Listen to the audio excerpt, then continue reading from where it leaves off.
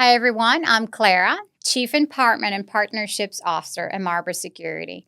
And co hosting with me today is Marlon Bermudez. Hello and welcome. Today, we are pleased to welcome John Browning to the podcast. John is a wealth strategist, former Wall Street executive, best selling author, and the founder of Guardian Rock Wealth. He specializes in helping executives and business owners build smarter, lasting wealth strategies that aligns with real life, not just the markets. With decades of experience managing billions and guiding high-performing professionals, John brings a disciplined approach to protecting and growing wealth over the long term. John, welcome to the Authenticity Journey. Hey, it's great to be here. Enjoyed getting to know you a little bit beforehand and looking forward to this. Absolutely. Well, one thing that stood out to me during the forum, so John was one of our guests during the Authenticity Journey forum a few months ago, October 1st. And one of the things that stood out to us is that I think you were probably one of the first ones to actually or grab the mic and share a little bit of yourself. And that was very powerful. And a phrase that stood out to me was that you mentioned that God puts us in different places or situations for a reason. And that was very transformational. And it really touched us, both of us. I think it resonates with us, with our story, with our lives. And we actually had that in the recap because of how powerful it was. Well, John, as we don't know that much about you, that was really quick, right? But you shared something so powerful. So it brought us a lot of curiosity on who you are and everything that you are. Of course, we see a little bit on LinkedIn. You share powerful videos and so much knowledge every single day. I get to watch those. Thank you. What I want to know today is, who are you when the titles are taken away, when there's no cameras, when you're not really there to portray perfection or professionalism? Who are you when everything is taken from you? Who are you as a human? So if you can start by sharing a little bit of that and also sharing what you do professionally in between, that would be amazing. So I should have brought my wife in. She would really enjoy that. So no, when you take everything away and all the things that I've done over my life, I am a kid from West Virginia where I grew up that somehow, by the grace of God, ended up on Wall Street. And no one from my childhood can quite believe that, by the way. Wow. I struggled with math. I struggled with school. I was a straight, solid C student. Wow. Yeah, until I got to college and figured out how to study.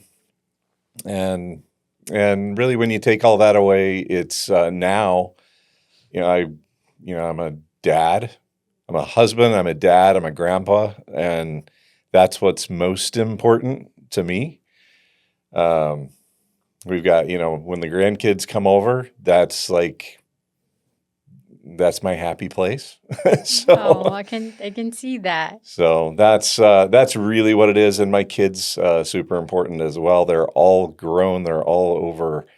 Goodness, the last one turned 19 now. Seems like we've been parents for 32 years now. So, Wow. And it never stops. So we still take the phone calls from You're still present the adult kids in their lives, right? I think, parents say that their kids never grow. Yeah. And I think that has to do with love, right? It doesn't really matter the age. I think there's that deep attachment that comes from our hearts, love, which we call family. So Right. They will probably be in their 40s and 30s, and you'll still take the calls with the same love. It's the phone rings and I see it's one of the kids. One of them always starts off his and he'll know if he listens to this. He said, "Dad, got a question." In every single phone call that I have with him, and it's great. I hope that never ends. So, although pretty soon, and already sometimes I'm calling my kids with, "I got a question," because they now out-know me in many instances, given what they've learned and their journeys. Wow, that's impressive, and I thank you for sharing. it sounds like you really hold on to your family core values, and that really matters to you. It does. Yeah. That to me, that is the most important thing, and watching them grow, and watching them grow in their spiritual lives is super important to us as well. Us as parents, I always talk about my wife, even though she's not here. She's put up with me for 35 years, so she deserves to be mentioned, and we kind of become one voice over that many years. So when I say us, generally I'm speaking about her. Her name's Christine, and Christine. yeah, she's now getting ready to join me more full time at Guardian Rock in my business. So that'll be fun. We've worked together before in a different business that was more her business, and now she's going to come and work together with me as part of the business that I've built now, which is kind of a neat thing to do. And I don't recommend it for all couples, Right. but we have learned to work together really, really well. And because we know each other so well, it works all the more better. And So, that's amazing. And I think it can be really powerful, right? When you work with someone that you love and you're building the same thing, you have the same core values, the same vision. So you get to empower yourself, but empower her as well. right. Yeah, it's I mean, she's amazing in and of herself. I mean, she grew up in Chicago, or just outside of Chicago, and is real. I don't think she'll mind me saying this. She's shy. She doesn't like crowds and all that other kind of stuff. Highly intelligent. She went and got her nursing degree. She's been a nurse for 35 years, Oh, wow. and yet, in order to help me with my business, she went and studied and got her licenses for insurance and all that. She doesn't speak the language. So learning all that stuff and then testing for it and that was a huge accomplishment for her. And now she's going to resign as being on her feet 12 hours a day so she can help me in A complete the career shift. career shift. But number one, she's grandma, and she's just let me know, hey, I'm only really part-time with you because grandkids come first, which is fine with True. me. Yeah. True. And I think it's part of, both of your lives. So you both share the same role, right? Right. Of being there for the grandkids, and it will probably enhance the work you both do together.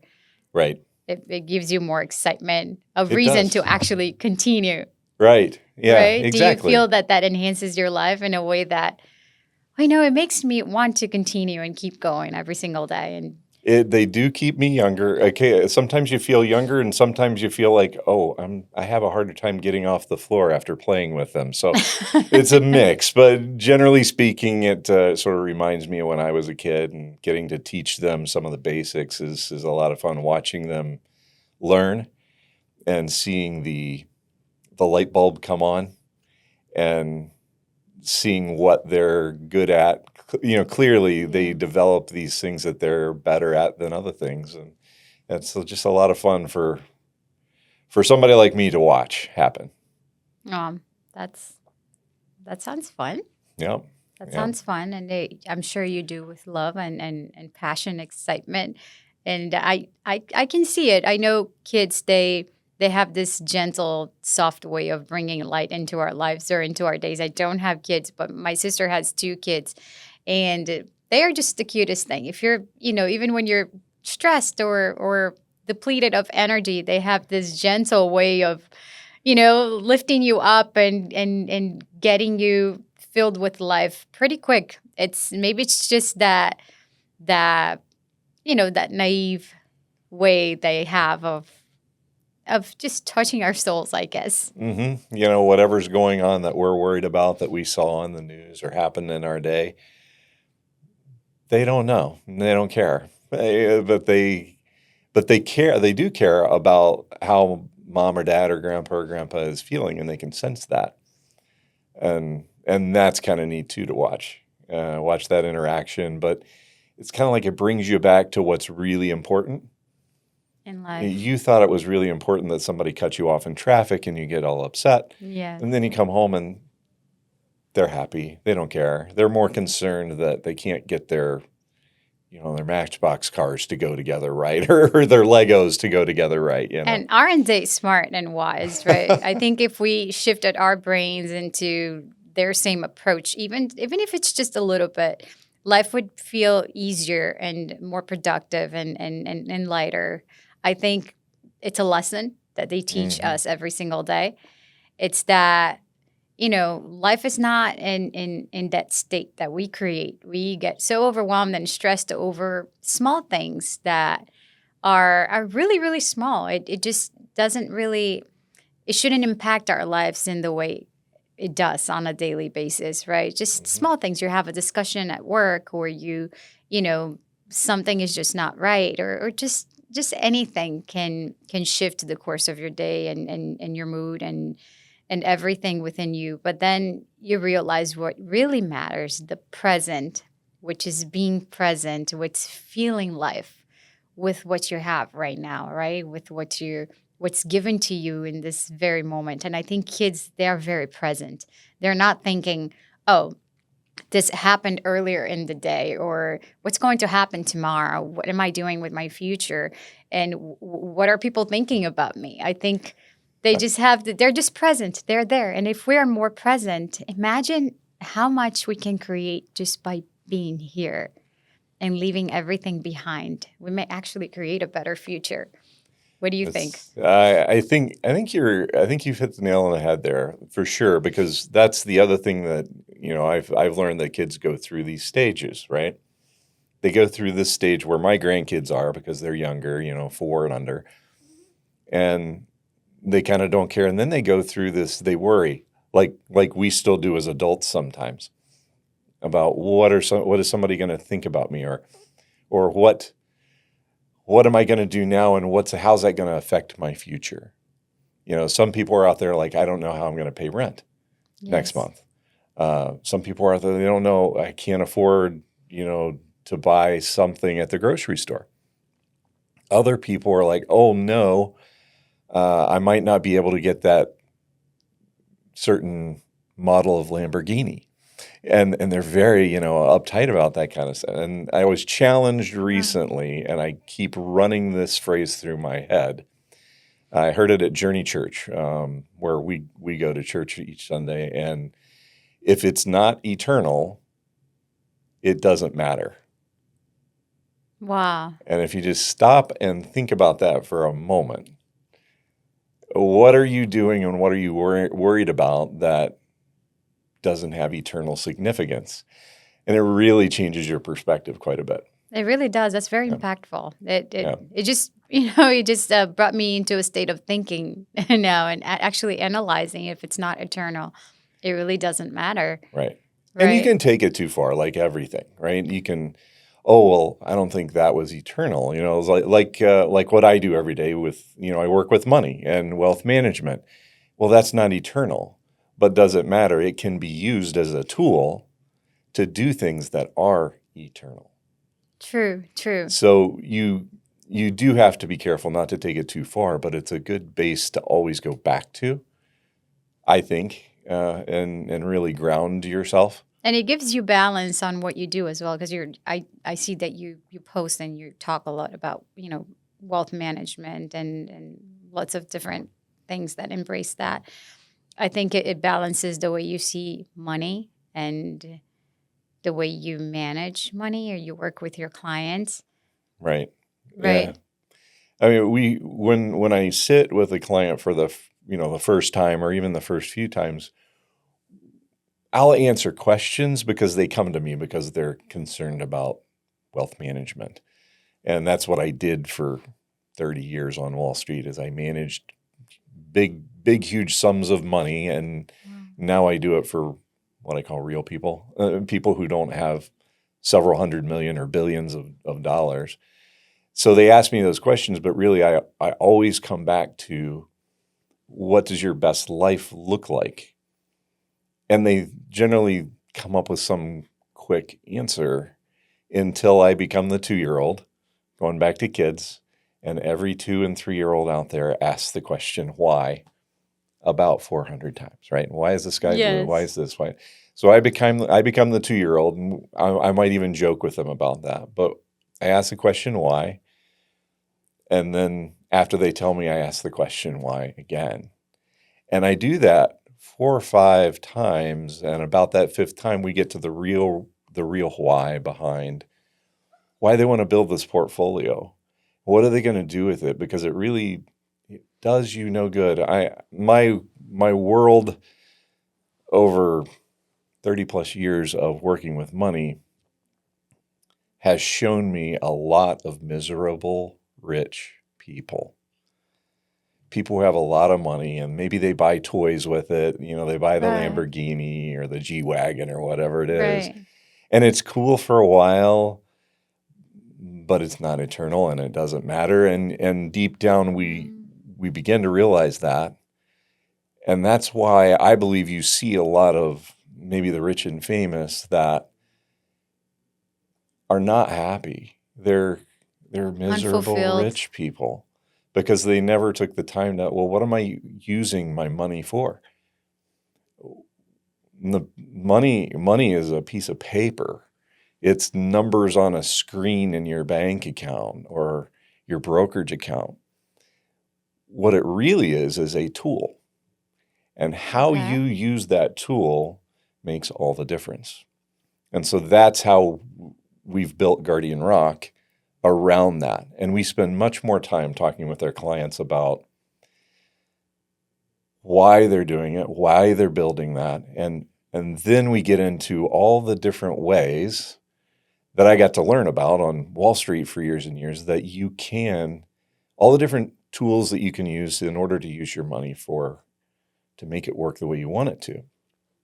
And believe it or not, it's not always about growing it to be the biggest pile that you can make it. Wow. You've brought a lot of different things into perspective. Money is just a tool. I mean, what a great statement. It's a piece of paper, but it's a tool, right? Right.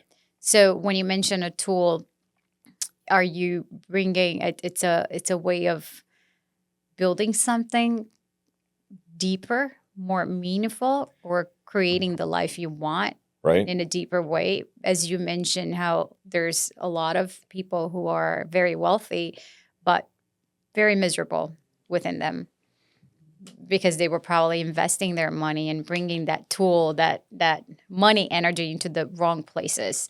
So they have everything they need, but they did not create anything more fulfilling for their lives as they move forward. And with that, as they get older and as they age and perception changes, life changes, you realize, oh, wow, I have all this money and I invested this money in all the wrong things, for all the wrong reasons. And what do I actually have right now? Mhm. So is that what you bring into perspective when you mentioned that earlier? That is it. And you also have to realize, I think, when you're working with people that everybody comes from a different set of experiences and they have different wants, different desires. God made us all different and he gave us different experiences to give us different experiences.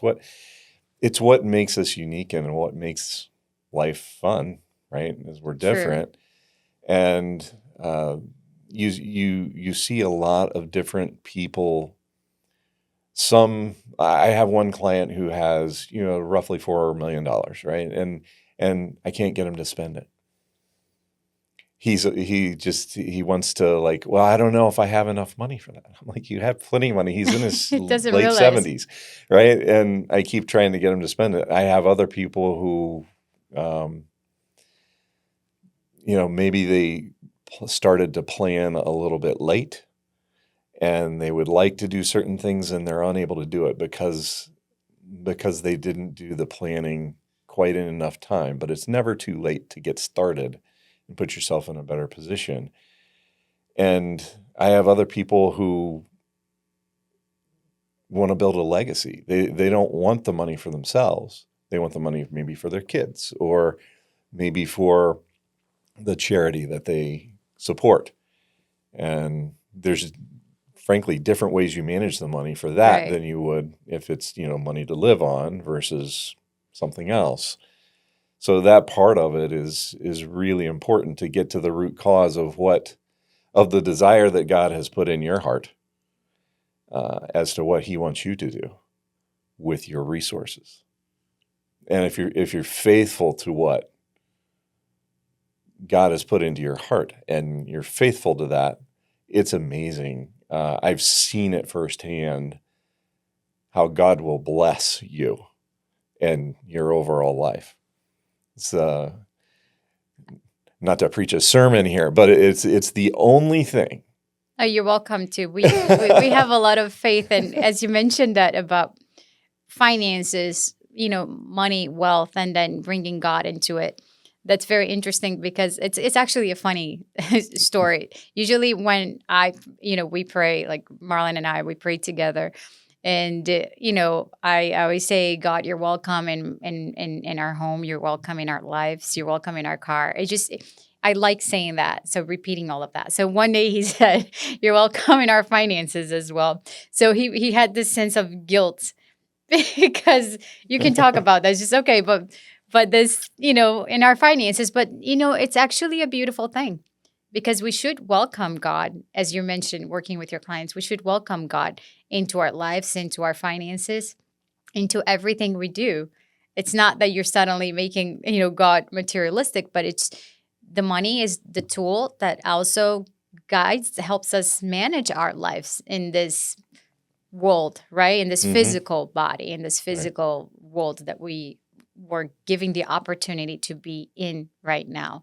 So we have this tool that's money, and it's also given and guided by God. Everything that we have, all the money you make throughout your life, all the money you hold now, I think it's guided by God. And if you ask for guidance and you feel in your heart what you should do with your money and how you should manage your life, I think it's a way of actually creating a life that brings fulfillment and removing that sense of emptiness that you've mentioned from a few of past clients you've had, that they have so much, but the money was not used and invested in the best way as possible. So I think listening to your heart, what is that really fulfills you? What is God telling you how you should manage your life, your money, this tool that you have that can bring so much, happiness and different things as well into our lives. So I think the point is, I think bringing God into your wealth, it's not the wrong approach. It's probably the most powerful approach you can have with your finances, with your family, responsibility with your family, with yourself, and what you do moving forward. What do you think? I'm sure Yeah, you. I think you're 100% right, and it sounds like you, if you said, if you were the one who said that, you came to that realization, And right? that's exactly what you were talking about. That's why I mentioned. Yeah, and so this is and I wish I could remember the address, the verse in the Bible, but I can't remember it off the top of my head. But this is the only thing that God tells us to test Him. Everything else, you probably you don't, not probably, you should not test God. It's a bad idea. Okay. But He tells us to test Him on this, and that is how we use the resources that He has supplied for us. He actually, it's the only thing that I know of. I'm no biblical scholar, but I believe that this is the only place, the only thing that He says, test me on this. And that's with the area of finances. And I've seen it happen time and time again. And I've had it happen in my personal life as well, where I don't know where this money is going to come from at the end, because I'm a planner. I plan all the money Yes. all the way through the end of the month, through the end of the year, through the end of the quarter. All of that is all planned. Sometimes I write a check that I don't understand how God is going to supply it to last, or to meet an obligation that I know is down the road. And every time somehow. It's been taken care of in sometimes the weirdest, strangest ways, but it's always been taken care of. And whenever, and I will totally admit that I struggle with it, by the way. I'm not telling anybody I don't struggle with writing that check still. Of course. But every time that I have not done it, it's always been more of a struggle. I've worried about it more. It's taken more of my joy away from life because then you're worried. It's like, if you get to the point where you have truly learned the lesson that God is going to take care of you and that your money is just a tool, and guess who provides that tool? God does. God does. If you're successful in business, and there are a lot of successful people out there who are not Christians, they're agnostic and everything else, and it seems like they got everything together. And oftentimes, if you really get to know them, you'll find out that they're actually miserable, rich people. But every person I know of that has been faithful in this area is not just wealthy, they're wealthy in the way they want to be wealthy. And it might not be that they have $10 million in the bank. It might be that they have enough. Yes. And what's enough for you? Enough to provide. What's your enough? I think that's different for everyone. Yeah, I think it is absolutely It depends different. on resources, but the most important resource is health and time. Mhm. You could have all the money in the world, can't really buy health. You could do a lot of things for that. But, people that are not healthy, they just have one problem. Yeah. Everyone else, we see all the other problems out there. That is a truer point could not be made. Is you saw like Steve Jobs. Yeah. I mean, it's hard to be richer, right? Maybe Elon Musk, but had all the resources, all the money in the world, had success building businesses and everything else. At the end of the day, there was nothing he could do to buy himself another day. No. Nothing you can do. And the only thing that was really on his mind, and you saw it if you really studied kind of how his life went, Steve Jobs, he spent an inordinate amount of time chasing a potential cure in Western medicine and Eastern medicine and tried almost everything, and there was nothing that he could do. So if you don't have your health, and this is why I can definitely be better, but I still try, I do everything I can to make that trip to the gym and not eat terribly. I don't eat great, but to maintain your health. to maintain that, because as you get older, things don't work as well as they used to. I'm only, I'm close to my 40s, right? 39. And I already struggle with a lot of health issues myself. And sometimes I question myself, why? I'm not that young, but I'm still somehow young. And there are people that are younger than me or my age that they struggle less. So I question a lot. Probably every day when I wake up, I have all my struggles. It's from the injuries, from the fibromyalgia, from like all sorts of chronic illness. But then I'll question myself because it's hard. I'm full of life. So I want to get up and still live, and I still do, right? I mean, it's hard. It's hard. I have to go beyond my mental capacity sometimes. But then I come into the realization that, like you said, he had all the money in the world, all the resources, and he couldn't heal himself. But I do believe God can. And when God doesn't heal, there's a purpose. There's a reason why you struggle. Because I think when we struggle as humans physically, we have a different perception about life. We see people differently. We learn different things. We bring different value into the world. Not because we're perfect, but because we hurt a lot more than, people can possibly imagine. Then you see things differently. So I think I do believe in the power of Jesus. I do believe that I have a lot of faith. I'm not attached to a specific religion, but I have a lot of faith within me because it's what keeps me standing. And most of the things I do people will probably question, oh, but are you sure you have all these things? I actually do. And I do struggle a lot. I mean, if, of course, this is a moment of my day, but sometimes it takes me 4 hours. And I share that even in the business world because I think it's just me. It's who I am. It doesn't take away my value. So I think it's very important to have faith. Be like you've mentioned bringing that into finances, and I think that's a beautiful statement, a beautiful way how people that actually bring God into their finances, they've become really wealthy or they are very successful and fulfilled, and their life actually has meaning. So when it comes to health, you can't resolve all your health issues. You really can't. Mm-mm. But God moves you. God can lift you up, can hold your hands and get you through the day and manage your life and take you to places and just give you the strength. And it's not always that healing that people expect that, okay, you're suddenly healed. Like you touch someone, you're suddenly healed. The healing is different. It's about us paying attention. How is the healing actually happening? Is it just by removing all your struggles? Not necessarily. I think that the healing is in every layer of our lives, everything that happens to us throughout that journey of health struggles. Mm-hmm. So I think bringing God into place when it comes to your health that you can't pay for it, it's a very wise thing to do.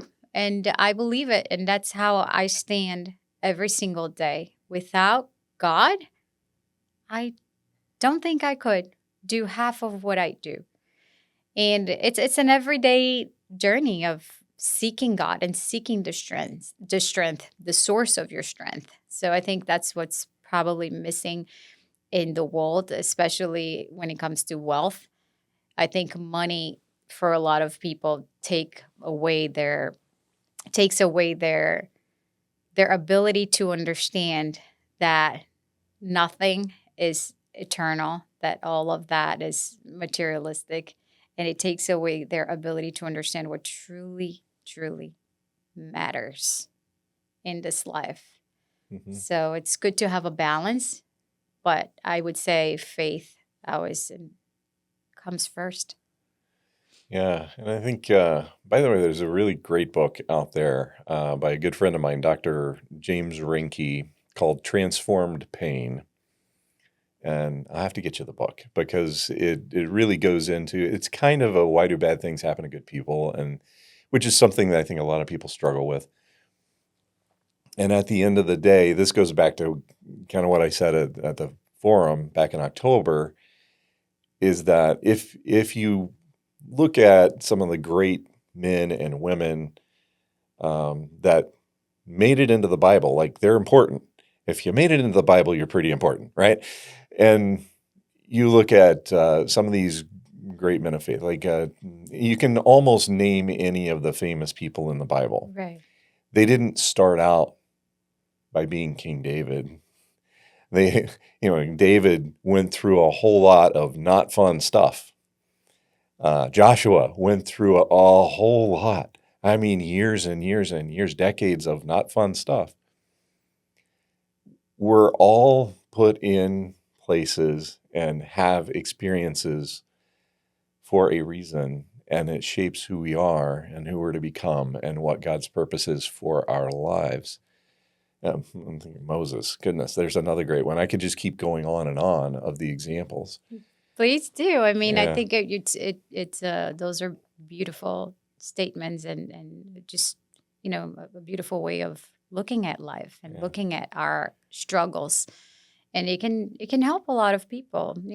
There are things we say, nothing is wasted. Just one phrase that you shared during the event was powerful enough to me to transform my life and actually bring me into thinking of into actually thinking and analyzing the moments where I struggle and the reason why I struggle, and actually find beauty and power in those moments. So it's very important to share, and I know that you do that a lot, and sometimes I know sometimes when we share a lot, we wonder as humans, okay, but does that even matter? Is it even helping anyone? Are people even listening? Or am I sharing too much? But you're not.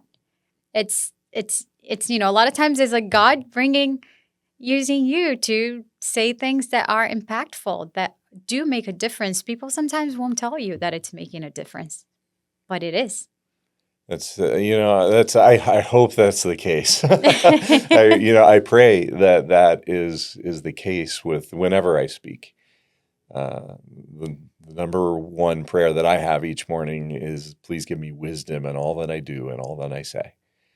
And because that's really, again, that's what matters, because that could be, at some point, that could be eternal. Yes.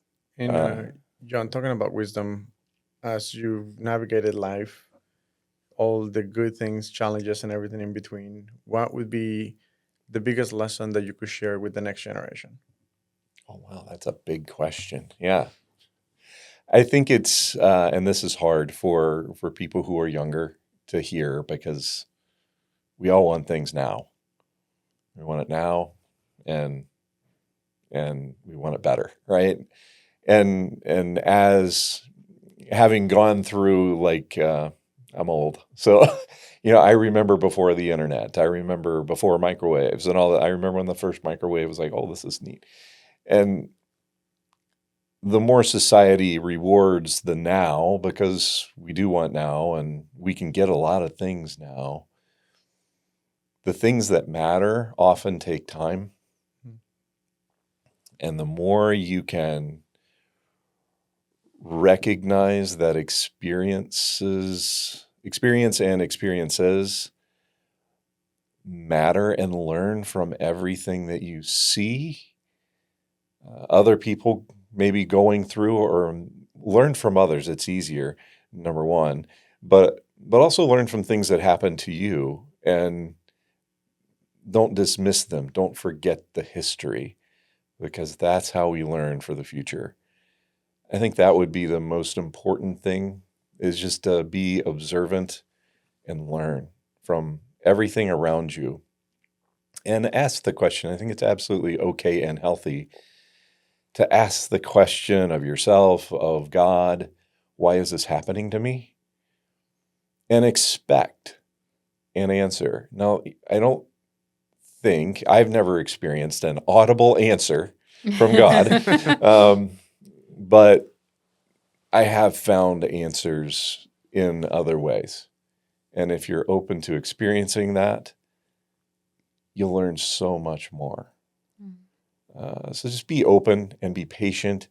Things, our timeline is not the same as God's timeline. And whether it's in your career, in your finances, in anything in life, I've got some really good friends that would love to have a baby, right? They would, and they haven't been able to do that. And the last thing they want to hear from me is just be patient, right? It's not okay. And I get that. But as they've kind of gone through that journey, other things have happened. Some really cool, neat things have happened in their lives. And eventually they were able to have a baby. And in the process of that, they actually ended up adopting. Wow. And also having their own. Wow. So it was kind of like our family.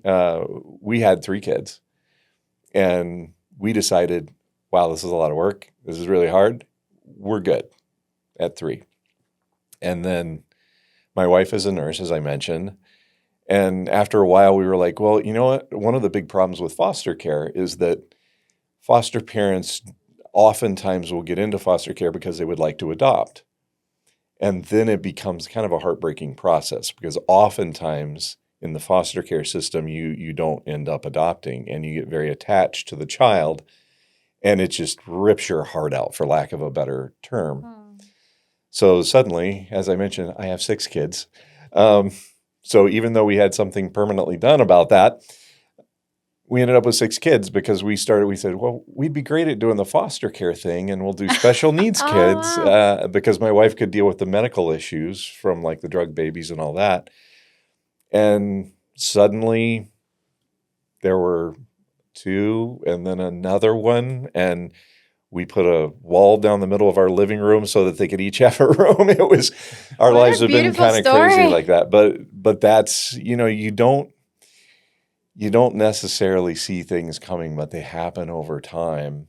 So you have six kids? You have 6 kids, 6 kids, 4 grandkids now. Yeah. Wow. What a Yeah. beautiful story and beautiful family. Yeah. It's a colorful, crazy family, and we all make it work. A So, family rooted in faith and love, right? yeah, And yeah. That's at least we hope so. We try and make it that way. And all of our kids are welcome anytime, and like I said, they all give us a call. that's a reminder that we never know what the future holds. That's So- right. We had no intention. We had exactly the whole purpose of us doing foster care was because we were done at 3. Now we have, our adopted kids. We have twins that are 24 and one that's 19. So That's why I always say we have to trust the unknown, because there is always bigger plans beyond the plans we make for ourselves, oh yeah. right? Oh, When you- for sure. When you talk about the timing and everything, we're so attached to the plan and the goals we have and whatever it is that we want to achieve, but everything is hidden. There's so much beyond what the eyes can see. And if we just feel life and we just trust, of course, having faith in God, but we trust, there's so much beauty that's added to the plans you had for yourself. And then, God comes to you and say, I know, but I had something bigger. My plan for you was bigger than what you could have imagined. And as you share your story, Right. reminds me of that, how throughout the process, everything started shifting into something that you never expected. Yes, it does. And that filters down into, what I do for a living too with wealth management is you'll say, well, if you make plans, but you know that God has other plans, why bother? Well, okay, so God did give us a brain, right? Oh, yes. And again, if you go back to the Bible, what was, in order to avoid famine, which God said, you better store up grain. They stored up the grain, and there was only one place that people could go get food in all of the land, and so one place had it, right? So you still plan, and you plan for knowing that your plan is probably not going to come out exactly as you wanted, which means that you need to have protection built into your plan for the unexpected things. So you still plan, you still use the brain. Why would God put us on earth and make us the way that He made us if He didn't? He purposely gave us volition. He gave us the ability to choose. He could have made us all robots and all worship God, but He chose to make us with a brain that can make decisions. So we do. I don't know why, by the way. I don't claim to know why. But He created us for a purpose. He created us to think for ourselves and discern certain things and make these plans. And in so doing, and then having our plans not work out the way we think they will, I believe He made us dependent upon Him. So we do our best. And we make ourselves as comfortable as we can. But ultimately, the only comfort that you will ever have truly is in God. And it's a weird dichotomy of thinking about things. It's like, well, why? And well, the greatest thing about me exiting planet Earth is I get to ask those questions, and that's what I'm looking forward to. I'm not looking forward to the streets of gold. I'm looking forward to being able to figure out why all these things happened. And we'll Wow. be able to do that someday, right? Wow. That's beautiful. Never thought that way. Most people are, they're looking forward to the paradise, right? What's coming after that's so amazing. But you actually brought something different about understanding why these things happen and why, you know, everything on earth was shifting and moving in unexpected ways. Yeah. That's amazing. Very powerful. Very beautiful. I do have a question for you. Mm-hmm. You seem to, I mean, you don't. You have a lot of faith in God, and you bring that into your life, into your business, and you seem to bring a lot of the human aspect of life into the business side as you speak, as share examples, stories. How do you apply that to your business? Because I know we're talking about private, wealth management, and Mm-hmm. you talk a lot about wealth. How do you work with your clients when it comes to the human aspect? Does that start? How do you build that relationship? Do you build something with them, or do you just?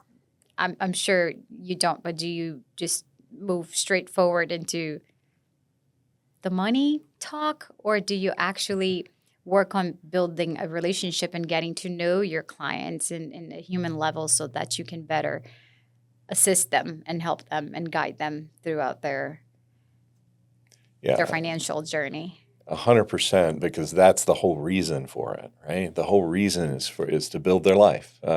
It can become a cliche because I say it so often, but building your life using the tool that we call money is entirely 100% why we do what we do.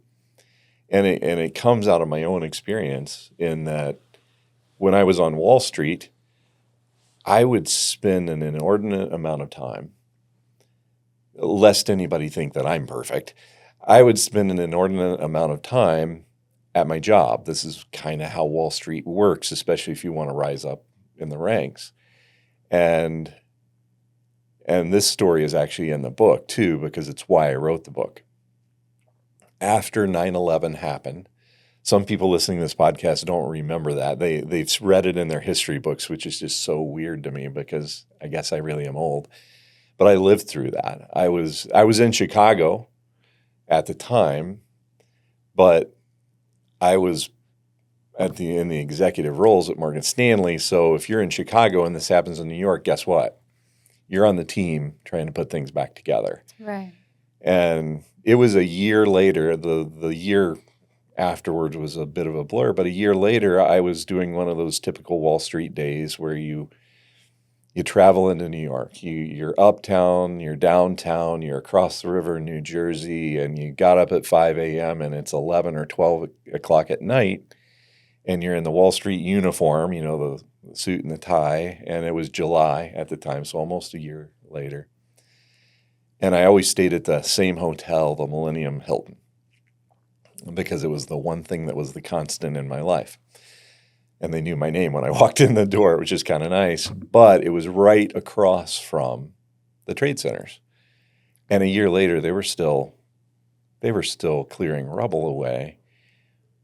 And there was a really defining moment where I stood there alone, my kids, my family, all back in Chicago. And I had missed a first pitch I had missed a whole baseball game because I was in Right. New York, and that happened way too often. And I started thinking then about, what am I doing? I was getting paid well. That wasn't an issue. I was in that group of people that goes to the grocery store and never looks at the price. I never thought another thing of it. I would just, whatever we needed, we had. I completely took it for granted. At that moment, I started planning for how do I get out. Really bad financial plan, by the way, to quit your lucrative career on Wall Street when you have 6 kids. Okay, I'm just saying, don't do that. It's probably a bad idea. But I started making that plan. How do I do this? And I, just asking God what would be and it was a long time before I didn't start Guardian Rock until late 2018, early 2019. So it took a long time to get there. But I started to realize that I was spending way too much of my life building something that I didn't know why I was building it, and frankly, ignoring the most important part of my life, my wife, my kids, because I made the excuses. I made the reason was because I wanted to support them. I wanted to, and all that, Provide. but provide, and there's absolutely nothing wrong with that. I'm not saying we don't have to go through periods in our life, especially when we're building our business, right? For those entrepreneurs out there, right? It's, you guys know, you put in a lot of hours, especially up front. A lot of energy and yeah. So we fully understand you. Yeah. It's nice to build a business, but you do have to find balance in between, because it can take your life. Don't lose your life. Don't lose your life. Don't lose your essence. Don't lose yourself, because you can have moments where you may realize, wow, I'm losing myself. Where am I? Like, do I even exist? Because you lose yourself in so many different ways. You know, when it could be your health, your family, things you love, you know, things you enjoy that give you, you know, passion, excitement, joy. So you let all of that go by, you know, bringing that energy all into the business. And it's amazing. I mean, a lot of times you're able to make it successful, but then you look back, oh, wow, I lost myself. And if I don't have the business now, what do I actually have? Because it's one of the biggest problems that I deal with, and that is somebody who's built a business or a senior level executive that has placed without realizing it, because again, this happens over time. right, You begin to identify, you become the job that you've done. Your identity becomes that. And then they get to the point where, because that will end, whether corporate America tells you that, hey, we're having yet another layoff, or something happens to you health-wise, and you can no longer do what you used to do, like especially with the construction folks that I work with, and or dentists in particular. I work with a few dentists, and they're fun to work with. And if they hurt their hand, they hurt their back, they can't do that anymore. So it's like, what do you, so if you have a goose that lays a golden egg, right? We've all heard this story, and they keep laying a golden egg, and you keep burying it in the yard and keep burying it. Do you insure the eggs, or do you insure the goose? Probably insure the goose, right? So, but a lot of people want to insure the eggs because they haven't thought that through. But eventually, all this comes to an end. Whether we like it or not, whether we believe it or not, it'll all end. Everything comes Our to an business end. will have to be sold, or we'll sell it because we want to, and then what do we do? Well, if What's our left? identity, what's left? If our identity is just that, and I see this a lot. You know, people retire. The saddest thing you'll see is people will retire and they'll pass away in a few years. Yes, right away. They lose their purpose. Their identity. And you see that more often than you'd like. Other times you'll just see them sort of shrivel up, right? And then just withdraw into themselves. All their friends were work friends. All the things that they did were related to work. Then what's left? What is retirement? Not mentioning suicide. A lot of people right. commit suicide. They just can't handle the loss, or the fact that that identity, everything they knew about themselves, that's no longer part of their lives. So because they lost themselves in between, they can't get back. I mean, we're all able to get back, but unfortunately, yes, that's a very important point that you bring up. You can get yourself back. And sometimes that's it too. If someone comes to me before they retire, I always encourage people, come to somebody like me. Try and do it at least 5 years before you retire. Preferably a long time before that. But if you've only got a year or so before you retire, there's a whole, not just the money aspect and the enormous tax bill you're going to have if you don't plan 5 years in advance, and not just that kind of stuff, but also mentally preparing for what do you plan to do? What brings you joy? Well, I don't know. Well, some people, well, I'm going to move right away. Are you sure? Right. Why don't you move there? I always encourage people, move there for a month, get an Airbnb, Right. see if you really like that place. Because like my wife and I, we moved to Hawaii. We were there a year, and we thought that would be great, and it was. Hawaii's great, but in a lot of ways it wasn't great, and we decided we would never want to live there. But we were absolutely convinced we would love to live in Hawaii. And we were there for a year, and we're like, yeah, it's just not where we want to be. We're 4,000 miles away from family, and Right. several other things. So go there. I encourage people to design their life and test out their life and do so before you retire. Makes So sense. that you don't retire and make a big mistake. Like if you just buy a house and move somewhere, it's hard to, because remember, all your friends and everything else is there. You've built, Make sure you that put down roots. that's where it's going to bring you joy, not just Yeah. making an impulsive decision. And what is it that you really want to do? Right. Do you really want to? I mean, there's only so much golf you can play. There's only so many fishing trips you can go on. Right. And there's only so much travel. There's a lot of travel you can do. But if you don't like to travel, or if you like to travel, but you do it for a while and you're like, I don't want to do this full time. Living out of a suitcase probably isn't for me, for many people, full time. Okay, now what? What's next? What's next? And what's my purpose then? And that's a great topic, and I'm sure you're speaking for a lot of people right now that are potentially working towards retirement or just recently retired. I know it must be hard because you're closing a chapter, and you almost feel, okay, now whatever decision I make moving forward is the final decision. It's like the end decision of my life. So that puts a lot of pressure on them. And anxiety and I assume it's very stressful. Extremely. I always like to think that we have to build our lives, regardless of the choices they make moving forward. It's very important to make the best right choice. There's never the 100% right choice, right? But the best right choice that's possible.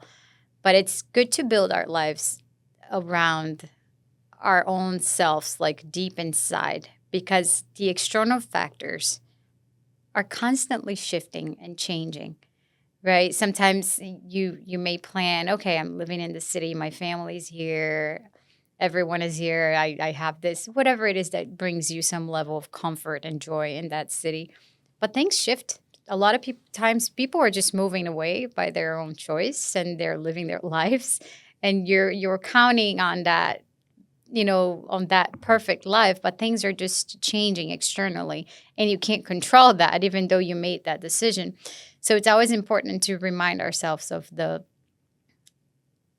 life deep inside when we make decisions, because the external is constantly changing. Everything is shifting all the time. And then how do we adapt to it? How do we accept that change? How do we move with that? It can be...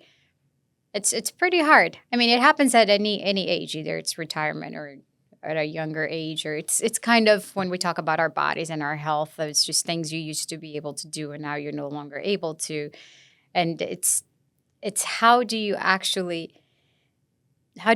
move through that new version of yourself that you can't really have back what you had before, but whatever you have now should still add some level of power, should still bring joy and fulfillment. So it's almost reinventing yourself and having deep strength to actually rebuild and discover something new. I'm going really deep, but you get the point. As you mentioned that about retirement, it's hard because you're making, okay, this is your decision. You make sure you do it right, but you may do it right, but the external factors may still change later on. That's right. And how do you plan for everything? The answer is you don't. You plan the best you can. The best you can. And you use tools that are out there that are the best ones to use in the proper proportion. you do find so one thing I want to go back to is that whole switching of a career, switching into retirement. It doesn't have to be when you're 65. My first major transition was in 2009 when I got laid off from Morgan Stanley. I'd been there 18 years. And looking back on it, at the time, I was devastated because there was no indication that there was we thought we were done with the layoffs from 2008, but somebody made $1 billion trade error in Europe and they were just looking for anything to cut. So a bunch more of us, and always before, I had been the one on the other side. I had been the one saying, I'm sorry, but you're laid off. All of a sudden I got the phone call. And that became, because I was so identified with my job, it became like a death in the family. And no matter when that occurs, I was fairly young at that point, relatively to where I am now. And that's what happens when you retire too. You become so identified with what you've done, even if you don't realize it, that it becomes like a death in the family. If you've built a business as an entrepreneur, that's your baby.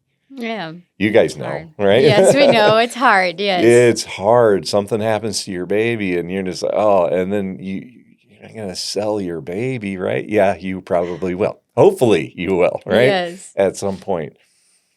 And, that it does become like a bit of a death in the family. And the more you can prepare for yourself and realize that that's what's happening, the better. And I'm not even telling you shouldn't build a business that you love, because that's what makes your business better. Of course. Than any other person that's doing the businesses, because you love it. And by the way, don't build a business if you don't love it, because you won't make it.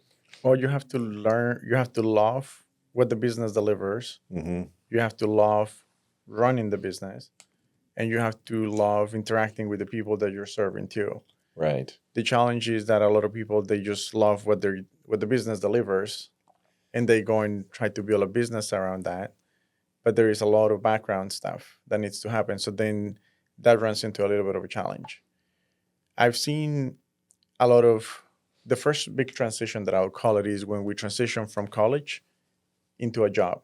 Or maybe people just say, well, college is not for me, I'm going to start my own business, or a combination of both.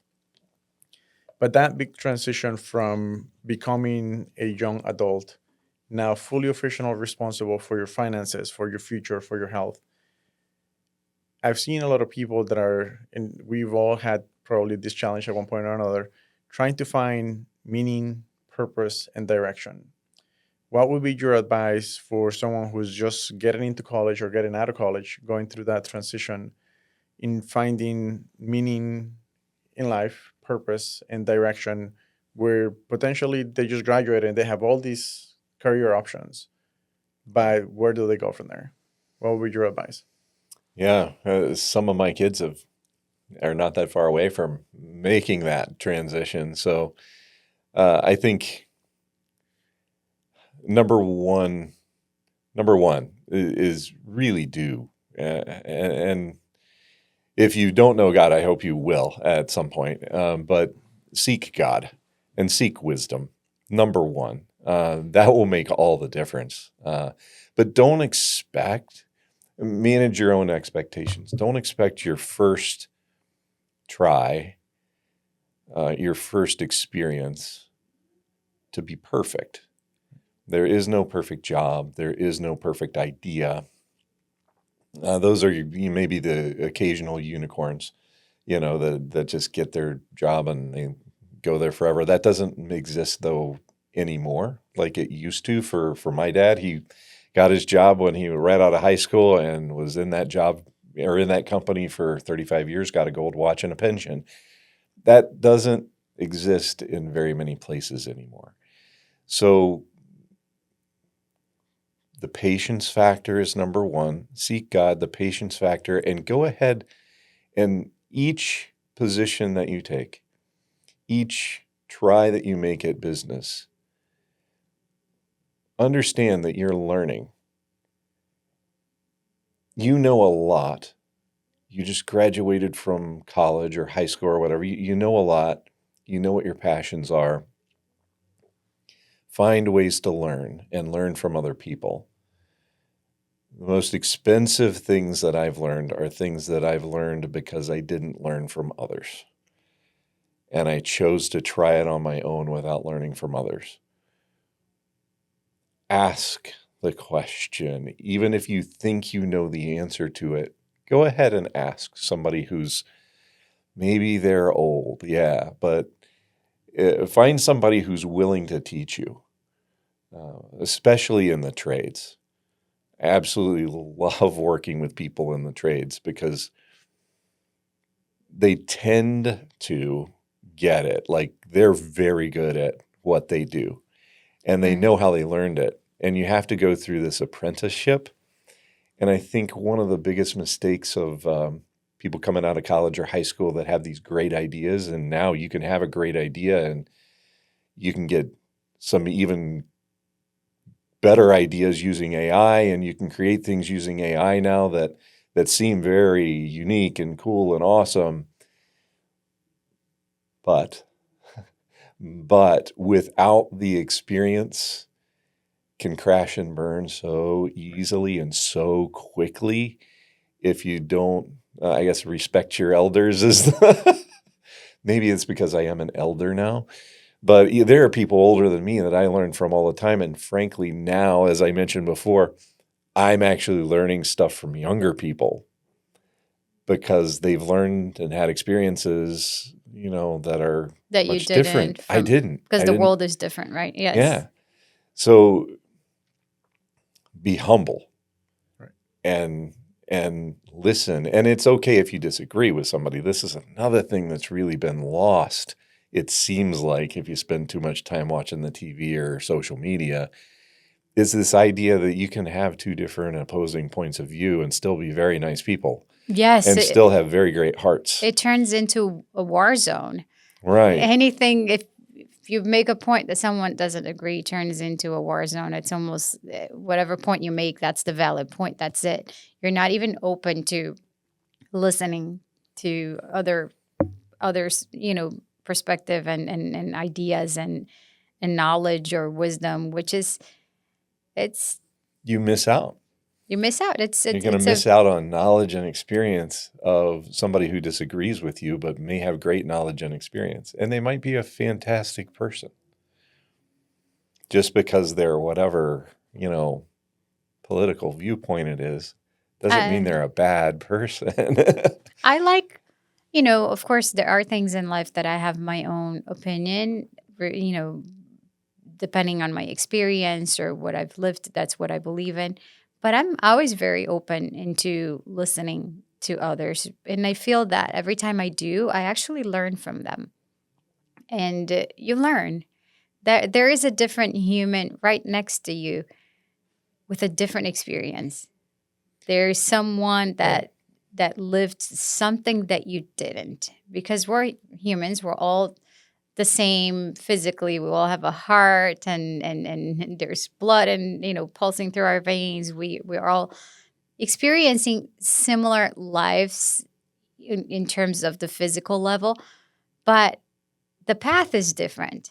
So what a beautiful way or an opportunity to actually learn from that human next to you. What is it that they have to bring? Why are they thinking that way, and why do they see things differently? Because it will probably make sense. I think the way we see things and our opinion about things, it has to do with our own inner experience. But it does not take the value of the other human next to you. It doesn't take out the value of what they're saying or they're thinking. They're just different perceptions, different ideas. So just by listening to them, you enhance yours. Just by being open, you enhance yours. You don't have to shift everything you believe in or change everything, but you enhance. You're actually adding knowledge to what you already know or believe. So I think it's very important to be open to listen to, open to whoever is opposed to whatever it is that you're saying. It's not a bad thing. It's wisdom. It's actually a great approach into growth and becoming more knowledgeable. Imagine how much more you can share in the future because you were listening, you were paying attention, you actually acknowledged the other person. So later on, you can make your own decisions. Life changes. Hmm. We change. The way we see things change. Our opinion about things change. My Right. opinion may change in 5 minutes from now because of our experiences. Right. Right? So it's And important. yeah. So as I think through your question now, like I started talking to answer the question. I don't know if I gave, but I guess it would come down to have patience, be okay with your first shot not working. Failure is just a way to learn. It's just a lesson. Yep. And learn from everyone. Find someone or someones who can teach you. Right. And be patient. It's not going to happen overnight. And never give up. What's that? Never give up. What's the give up thing? Not Uh, familiar with that term. well, Just kidding. yeah. Not for I don't even know what that means, right? So yeah, it's I could tell stories about some of the things that have happened. There's one particular thing, two particular things that have happened that people are just like, why are you still doing what you're doing, or how in the world did you get through that? And it's just like, I just refused to give up and roll. I mean, that just is so foreign to me. And some people, it's their default, just the way they're wired. And I try and help people like that because I've known people like that. And sometimes I can help them, sometimes I can't. But if you've got that, don't give up, keep going, take the next step, even if it's a quarter of an inch, Right. and you're sliding backwards during that quarter of an inch, keep going, be patient, be humble, learn, and eventually you get there. Because I do believe there's some validity to the idea that it is more difficult coming out of high school or college today than it was when I came out of college. And I thought it was really difficult. But I think there are significant challenges today that we didn't face for those people who are my age. And that could be a whole nother podcast of that. But there's some statistics out there, and Right. that's part of economics, which is, I'm a big economics guy, and why things happen and how they happen. And economically, it's more difficult for these younger people. And I got a little bit of a soft spot because I have kids that age. So, Right. Right. Well, John, you've shared so much already, and I have a question. What did you have to unlearn to become the person you are today? What would you share with the next generation about unlearning? For me, some of the biggest lessons that I had to unlearn, and this is because of my experiences, and it can go the exact opposite way as well. But for me, I had to unlearn the idea that I thought in my head that everybody else was better than I was. Because like I said, I was a solid C minus student. And I never felt like I could compete. And it took time for me to unlearn this. First of all, I learned in a very different way than most people learned. And once I learned how to learn, suddenly I turned into an A student, believe it or not. Wow. So, and then somehow I ended up on Wall Street and talking with some of those people whose names that you would recognize, right? I sat next to them. I was on CNBC with them, and nobody can believe it. It's like, is that my high school? No, it's not. I had to unlearn that nobody else is better than you. They may be different than you, but nobody else is better than you. Nobody else is more special than you are. You just have to learn what your zone of genius, I say that a lot. What is your zone of genius? Stay out of whatever's not your zone of genius, stay out of it for yourself and everybody else. Right. Zone of genius. It's I okay like to have a that. hobby that's not your zone of Yes. genius if you enjoy it, but please. Never thought about that. Zone of genius. And I have a certain zone of genius that I've developed and I've focused in on, and yeah, frankly, I like working on projects around the house, but I am terrible at it. I'm not that good at it. Just ask my wife that one; she would confirm. And I should never be in construction. I should never do that kind of stuff. But once you learn what makes you special, and it does take a minute, it takes a while. And again, that comes down to that patience and a little bit of humility, but not too much humility. Balanced. And sometimes you have to have somebody else point it out. And the first time somebody else pointed that out to me, I was a freshman. And it was one of the first days of freshman at Cedarville College. And there were all these groups at Cedarville, music groups. And I had always been involved with music in high school and all that. And I was just looking, and I mean, these were groups that toured the country. They got scholarships, and I wasn't good enough. I just wasn't good enough. And a guy walked up to me, and he says, "Are you thinking about trying out?" And I said, "No, I'm not good enough." And first of all, he's like, "Oh, I think you might be, because your voice fits perfect for one of the groups." And I was like, "What are you talking about?" Because I had just talked to him. And so I ended up trying out they called the group the Kingsman Quartet. Oh. And thinking that it was just, well, all right, fine, I'll go try out. And there was just no expectations because I wasn't good enough. Well, it turns out I was. And I ended up touring all over the United States singing with the Kingsman Quartet, made some money for that tuition payment. And that changed my life, because then in the process of that, because I wasn't confident when I would get up in front of people, I thought I wasn't good enough to speak or share things. And I had to. I was in front of people, complete strangers. So I was a very introverted person. I still kind of am, believe it or not. Like, I don't get energy by going out to events and meeting new people. I'm exhausted after I do it. I like to meet people, but it exhausts me. I get exhausted too. But I suddenly gained more and more confidence as I actually did it, and I found out, wow, this is something that I can be good at, and that this is a special way God made me. And then from there, I then started to learn how to learn, and suddenly figured out I wasn't as dumb as I thought I was. I mean, it was highly suggested that I not go to college, by the way. Everybody said, don't go to college, which my personality is, if you tell me not to do something, that's probably what I'm going to do. Still today, my wife, again, knows this. If she wants me to do something, she says, I don't think you can do that.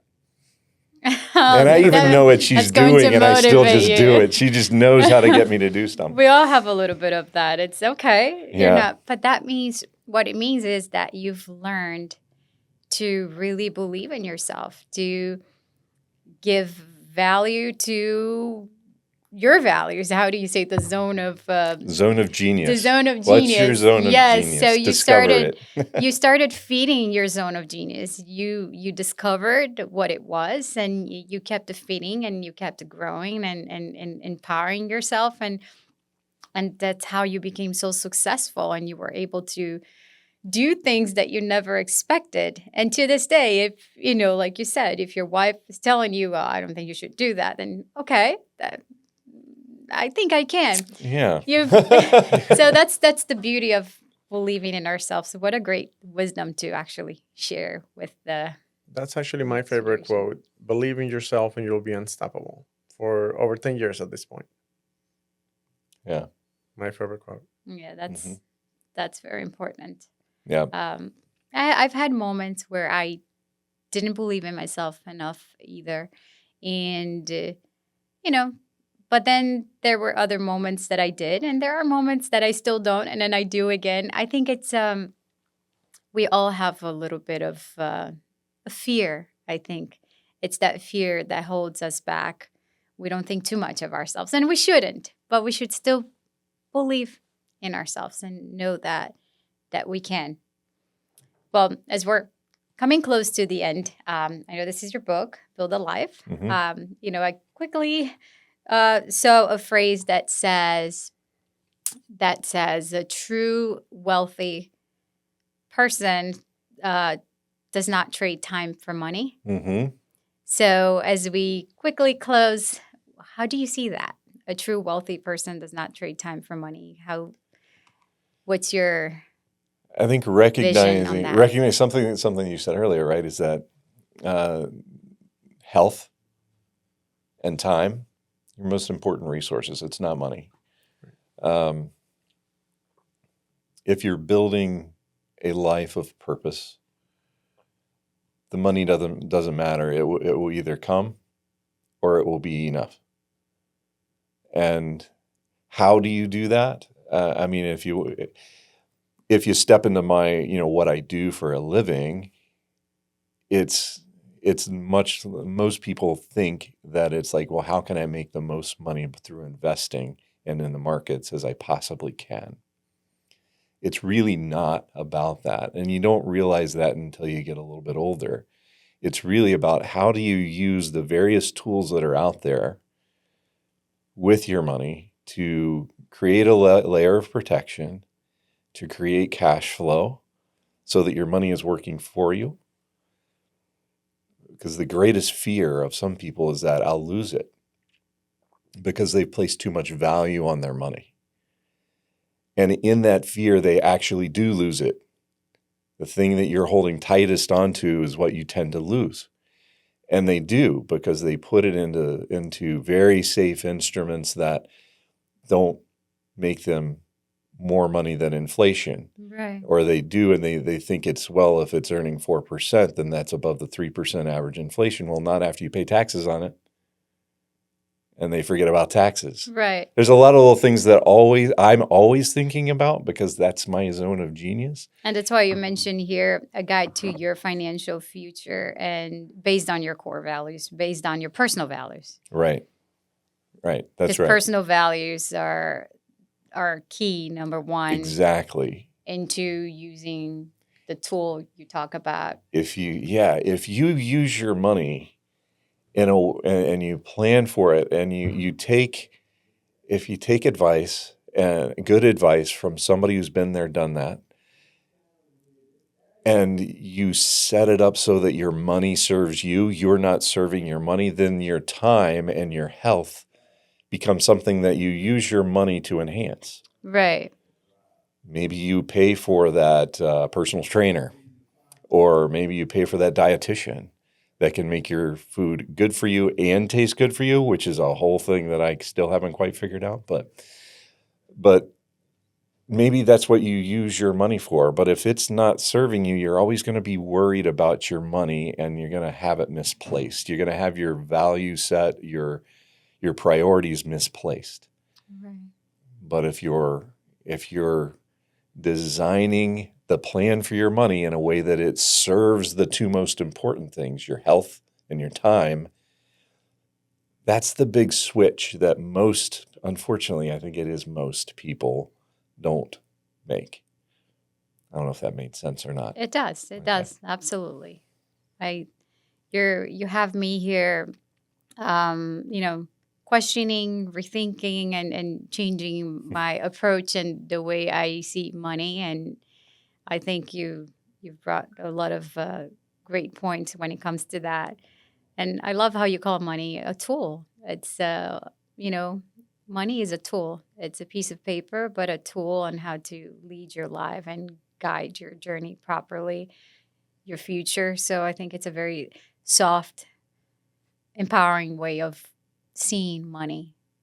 And it takes away that physical attachment that we have to it, that most people hold on to that money, and they're so afraid of, losing everything or everything they've built. And it's actually the wrong approach in the end. Just the fact that you remained so attached, filled with fear, and didn't do anything with your money, with that tool, it may actually put you in a bad place as you move forward, like in the future, from Right. not doing anything. It's just a tool. It's not a materialistic thing to hold on to. Mm-hmm. It's a That's tool to Tool to live, use. to use, Yeah. to guide you through life. So Yeah. Right. I'm excited to read this. I think you bring wealth, money, and life and faith all together. And what a beautiful way of sharing, of sharing the wisdom you have with, wealth in general, and the human aspect of that wisdom. I think it adds a lot of value to the work you're doing right now. And that's amazing. Thank you for sharing with us. Yeah. Well, thanks for having me on the show. This has been fun. It's been a lot of fun. It's been amazing. I've learned so much, and I got to know you a little more, right? Good. Yeah. And I can't wait to see you in the next event. That will be fun. We're hosting it again, potentially in October, around the same time. We're hosting once a year, so it would be amazing to have you. Thank you for sharing. And is there one word or a phrase to close the podcast that you would like to leave with the audience? Something that you hold on to, that you believe in, something that can empower someone out there. Well, I guess it's my fallback, right? And it's the title of the book too. Is build your life, not your portfolio. And if you get to the point where you figure that out, and you just sort of live by that, build a life, not a portfolio. I think that's my phrase. It's my tagline, so to speak, and that's it what I feels would light too. It doesn't feel overwhelming. I'm personally not a math person, so you start talking about wealth and money, and all of that can be overwhelming for your clients and everyone. But you see the title of the book. It reminds you of life and not the attachment of money as in a physical level.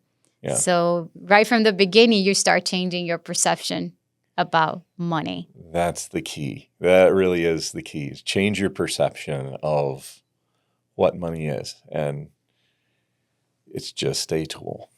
Thank you. Yeah. Thank you for so sharing much. with us and with the next generation. Thank you. Thank you, John. Thanks. Thank you.